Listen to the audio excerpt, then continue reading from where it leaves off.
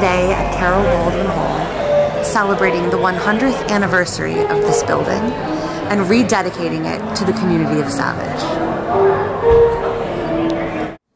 We want to start off with a presentation of the flag by Scout Troop 424. Their honor guard is going to present the colors and lead us in the Pledge of Allegiance.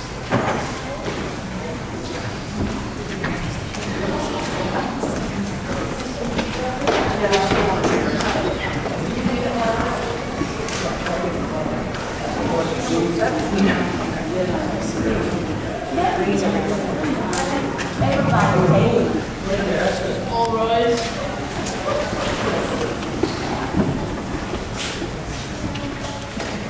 Color guard, first the colors.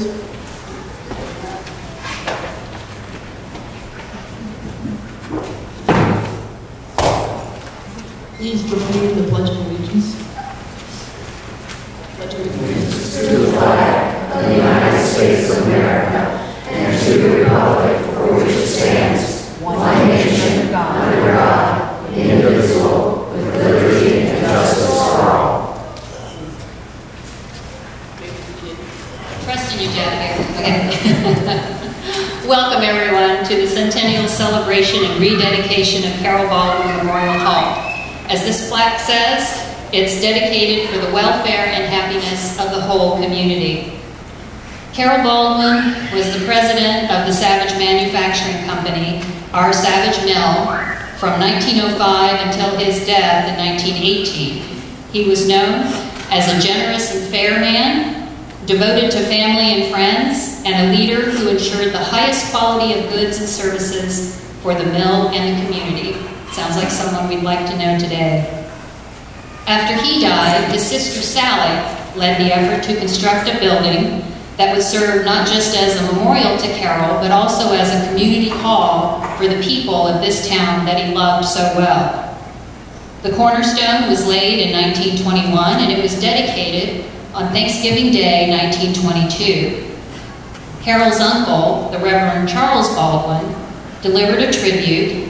This plaque was unveiled, and 500 people enjoyed a turkey dinner provided by the mill.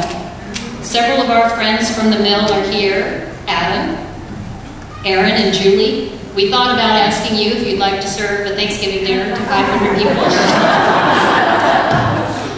But you lucked out that the church was doing their fall festival day, and they were set up to feed everyone, so you lucked out there. So in thinking about my remarks for today, I looked at the Reverend Baldwin's speech for some inspiration. An obvious and very appropriate theme for a Thanksgiving speech, of course, is to talk about things to be grateful for. Most of the items he listed, however, were national events. I guess in 1918 there wasn't a hall to talk about, so he talked about national events. But in particular, he devoted a whole lot of time talking about how prohibition is alive and well, and the American people will most certainly never allow that to happen. I decided, with 100 years of Baldwin Hall history to draw from, I'll keep my remarks a little more local. This hall has gone through many phases over the last century. It thrived in those early years as the center of a bustling mill town. This main room was used for movies, productions, dances, and gatherings. It housed the first library in Savage back there. And there was a bowling alley, a billiard table, and a kitchen on the lower level.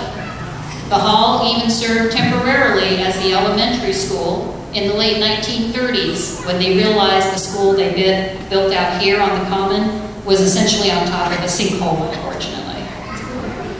So when the mill ceased operations in the 40s, Harry Hine bought it to make Christmas ornaments. The hall was used as a store for ornaments and toys. That phase lasted just a few years, and after that, the hall went into a period of decline. That's where my list of thanks begins, for the many people who have kept this hall going over the years. Since 1922, the Carroll Baldwin Memorial Institute, CBMI, has been a not-for-profit volunteer organization. Raise your hand if you've ever served on the CBMI board, past or present. How many board members, past or present, do we have here?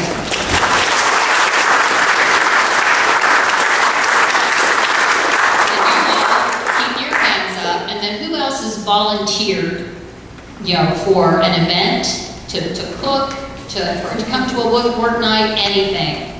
We've got a good number of people. I can't even begin to list all the board members and volunteers across the century, but there's a number of people that are here today who stepped up at key points to preserve this building, and we are immensely grateful to all of them. In the mid-70s, a group of women in the Savage Homemakers Club met here regularly to sew and share recipes, probably shared some gossip as well.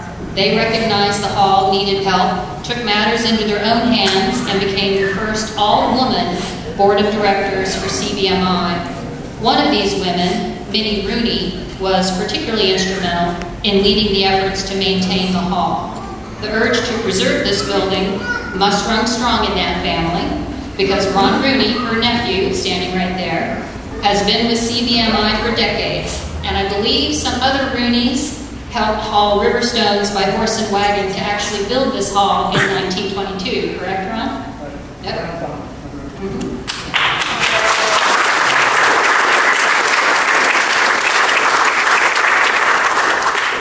Not long after that, Dennis Thornton, in the back there, became the caretaker of this building.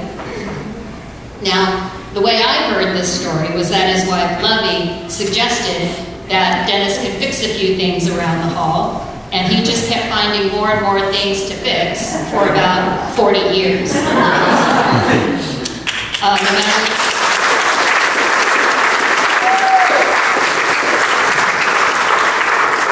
No matter how it began, Dennis, we are so fortunate that you took the hall under your wing.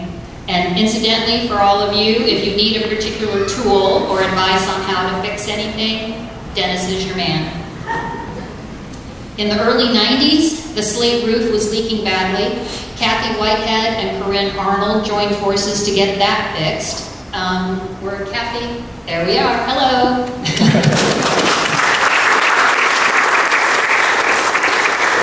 They obtained a grant and through a variety of fundraising efforts raised quite a large sum of money for matching funds for the grant, and they most surely saved this hall from massive water damage. In the 2000s, Lovey and Dennis, again back there, were joined by Dale and Liz Fixin, Greg and Marianne Gardis, thought they were going to make it here today, Lord Sullivan, Jordan Borak, and Brian Clifford. They also worked hard to get a grant from the state and raise matching funds, but it was getting hard to keep up with everything that needed to be done. We had cracking plaster, faded plexiglass window panes. The lower levels smelled kind of funny and mildewy all the time. Dale and Dennis led an effort for volunteers to take down every single one of these windows and repair and replace it with real glass. That's when my husband Don and I got involved. We got recruited to help. We had no idea what we were getting into, did we? Then Don and Brian, conveniently standing there together, had an idea. What if we really fix the place up? Plaster and paint, renovate the lower level with better offices and bathrooms, and install this newfangled thing called air conditioning. The hall would be more useful to the community and more self-sustaining. But we were going to need a lot more money than what we had. So the board went to our state and county leaders, Guy Gazzoni, Jen Terraza, and Shane Pendergrass. Guy, you may have thought we were crazy when we came to you, but you all believed in us, and you helped us get the funding we needed for that grand plan that we had. And that was like 10 years ago now, I think. But then we had another problem, because the plan worked and the use of the hall skyrocketed. The phone became like a game of hot potato among the board members. Nobody wanted that thing because it was ringing all the time with people wanting to use the hall. So, Norma Broadwater, Cecily Christian, Suzanne St. Ange, Tanita Rulli, and Doug Woods, our wonderful manager and event monitors. We are so thankful for you every day, not just for answering the phone, but for working so tirelessly to make this such a welcoming space for all. You are the face of the hall.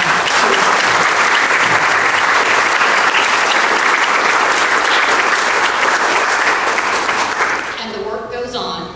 We've rebuilt and waterproofed the east and west entrances. It is such a relief not to have to run down here with towels and buckets after a heavy rain. That rain we had yesterday, we would have been mopping everything up downstairs, but no more. You're standing on new floors that don't have that weird hump running right down the middle. We are very thankful throughout all of this for the skill, advice, and patience of our architect, Kate McCullough, back there. And our contractors, most recently our own hometown ROI, led by Dom DePietro. I don't know if Dom made it today. I don't think he was able to. They're the ones that just repaired the badly weathered exterior woodwork. If you notice, everything is gleaming white and no holes for birds to live in anymore. It's unique and amazing to us. But personally, I wanted to say I am very thankful for our current board. If you look at the back of the program, our names are on it, or we've got these snazzy name tags that Tori made. We've had some important decisions to make. We often roll up our sleeves and do the work ourselves. A prime example is Jeff Smith, who was buzzing around taking care of the the sound system and everything. Overall, it's a whole lot of work, but it's done with camaraderie, dedication, ingenuity, trying to figure out how to fix things and get things done, but most of all, thoughtfulness. And caring and listening and discussing and considering what's best for the hall. We have some really good meetings where everyone has their opinion and we listen to each other and we decide what's best for the hall. Finally, there's something that's very important to us as stewards of Carroll Baldwin Hall as we recommit to ensuring that the hall is available for the welfare and happiness of the whole community. What began as a largely white community when this hall was built is today a much more colorful diversity of races, ethnicities, genders, faiths, and sexual orientation. It's gratifying to see how our community has grown over the years, and CBMI is firmly committed to continue to broaden the use of the hall as a welcoming and inclusive space. We'd love to see some more folks come join the board. You don't have to be a carpenter or an electrician. You just have to be committed to helping to preserve this historic gem. So Carroll Baldwin never got to see this hall, something that his uncle, I thought, very beautifully said, it is a building of rare grace, beauty, and usefulness. But I like to think that if he saw it today, he'd approve of how it weathered the last century and how it has changed and grown to continue to serve the community that he loved so well. Thank you.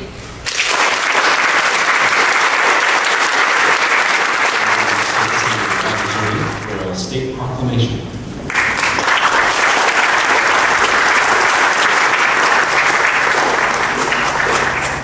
Good afternoon, everybody.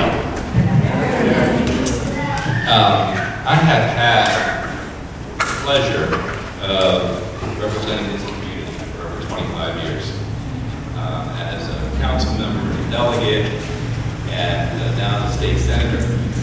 I remember the early days when I first entered this place. And I remember it as a candidate for works, actually. And there's something that became clear to me as I looked around at the wall. Obviously, as you mentioned, things were a little bit in disrepair. But you could sense that this was a special place. You could see it, even if it wasn't exactly the way you wanted it to be. You could see it was going to be a special place, much like it was when it was first built. And Lovey and I were just reminiscing a few minutes ago about how I called her up and I said, you guys got to get down to Annapolis and testify for this bond bill so that we can help bring this back to the way it was, and maybe even better. You know, the thing that makes it even better, and I'm pleased, I know the delegation was pleased to be able to support a number of bond bills over the years to help this facility. But what makes this place so cool is all of you people who live there. Really, there's sweat equity into this. And that was really very special. Sarah, you, your husband, and a whole host of people. Without that, this wouldn't have that same feel. It wouldn't be the same place that it is today. And I'm just grateful that we were able to play a little role in it all. But it was really the community that stepped up over and over again over the years to really bring this place to life. And it is special. And it's just a great thing. So have a resolution, official citation be hereby known to all that with sincerest congratulations are offered to the Carroll Baldwin Memorial Hall in recognition of your 100th anniversary, and signed by myself, Vanessa Shane Pendergrass, and Jenny Ross, and the folks who represent you in the conference. Congratulations, everybody. It really is the gift. Thank you. Pleased to introduce our District 3 Howard County Council member Cristiano.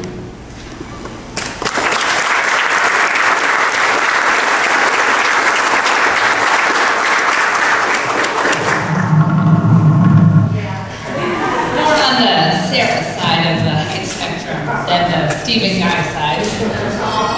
Right. You know what, for the 50th, 150th, we're going to just organize the program that way.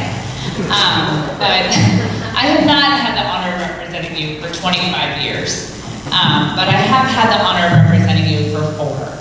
And I'd say more than that, I had the honor of being a community member and neighbor to Savage and to the Hall. So when I was in high school, back when we still did the parade, we did the parade for Savage Fest and came down into the square, and it just is a place that has so many special memories. I think Sarah talked a lot about the history, Guy talks a lot about what it took to get us here, and I just want to touch on today because there are so many special things just as when you look around the hall. Did you know the magnolias came from Brian Clifford's house?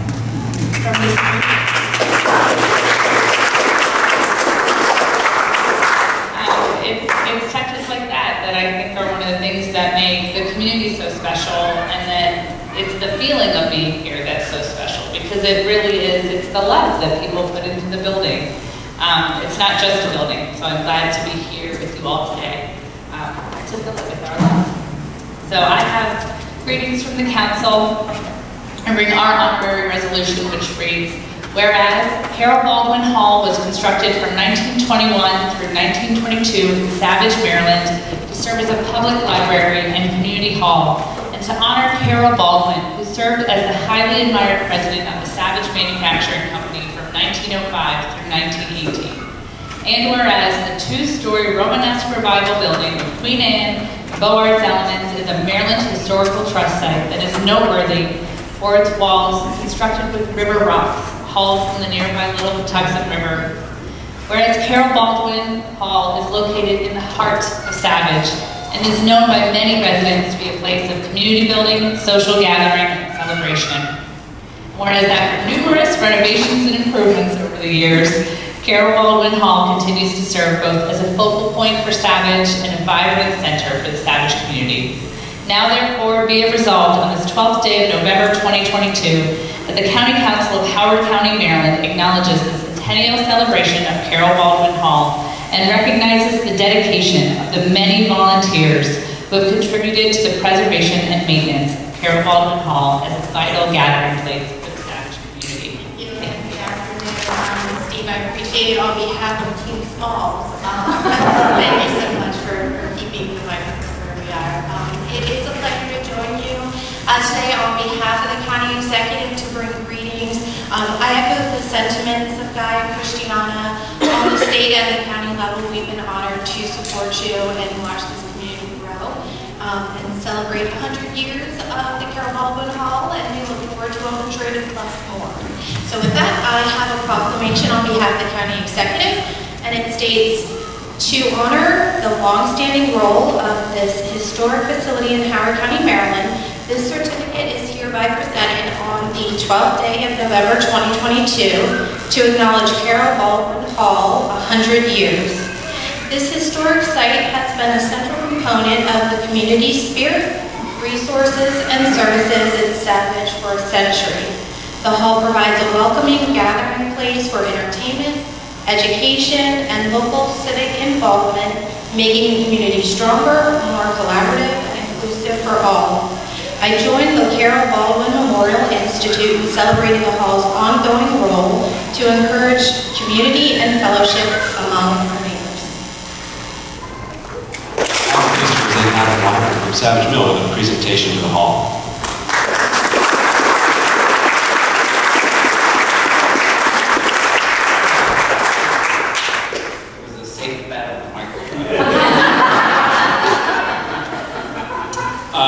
My name is Adam Weiner. My father, Jay, and I are the managing members at Historic Savage Mill right around the corner. Hopefully you're all familiar with it. I would just like to say I'm extremely proud to be a part of Savage Mill, to be associated with Carroll Baldwin Hall, and more importantly, to be associated with this community as a whole. These two entities, if you will, Savage Mill and Carroll Baldwin Hall, wouldn't exist without the community and their continued support. So I'd just like to say thank you and how proud I am to be a part of that.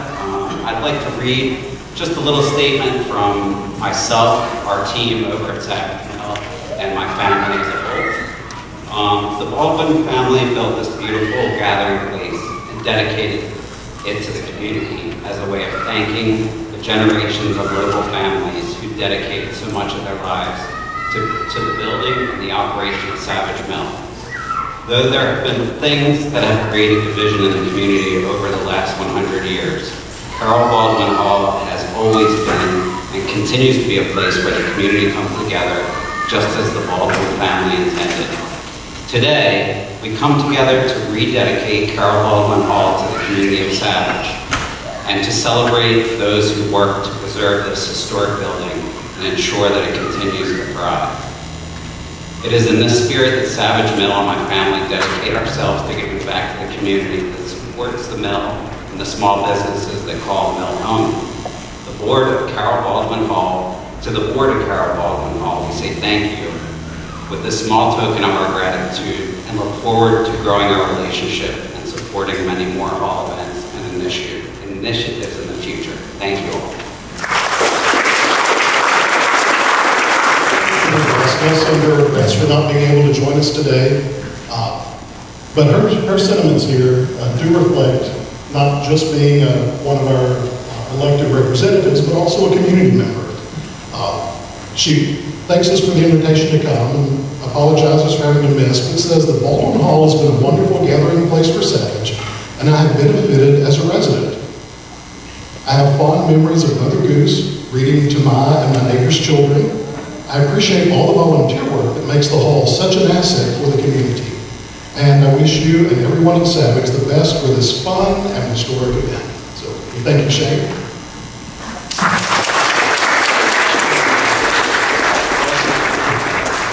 And leading us in that cake cutting today is a special guest, Jeannie Watts-Smith, who was born in 1918, 4 years old when the hall was built. Enjoyed the hall as a young person, watching movies in the early 20s, late 20s. We're so glad that she was able to join us today and assist with this ceremony. Let's give Jeannie a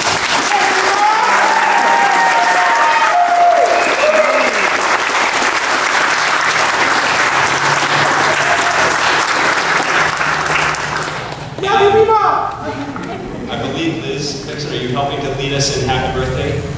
So, our Savage community and prior board member and hall volunteer, Liz Dixon, leading us. Happy birthday to you. Happy birthday to you. Happy birthday, Baldwin Hall. Happy birthday to you.